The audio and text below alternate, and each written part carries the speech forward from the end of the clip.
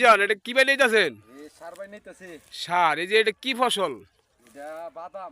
বাদাম। তে বাদাম ফসল সার বানেন, এই ফসলটা কিরকম লাভবান হন? এটা মোটামুটি ভালোই। ভালো না?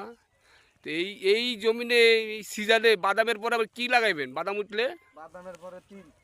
বাদামের পর তিল লাগাবেন। এই যে বাদামের আগে তার কোনো ফসল করতে পারেননি না? না না, বাদামের আগে আর কি মতন নাই। ও, তাহলে বাদাম আর তিল কতটুকু লাভবান হইতে পারেন? তিল বেশি লাভবান না বাদাম লাভবান? দশ হুম বাদাম লাভবান। বাদাম লাভবান। মাশাল্লাহ মাশাল্লাহ। দর্শক সাথে থাকবেন, আলোচনাগুলো শুনবেন কি বলে, যারা চাষ করেন গৃহস্থী করেন শুনলে করতে পারবেন, বুঝতে পারবেন। জানা শোনাই অনেক কিছু কাজ। তো এই যে আমার ভাই খেতে সার বনে যাচ্ছে, ঠিক আছে?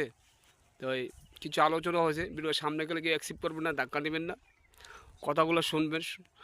শোনার পর একটা লাইক একটা কমেন্ট দ্রুতভাবে শেয়ার করবেন, ঠিক আছে?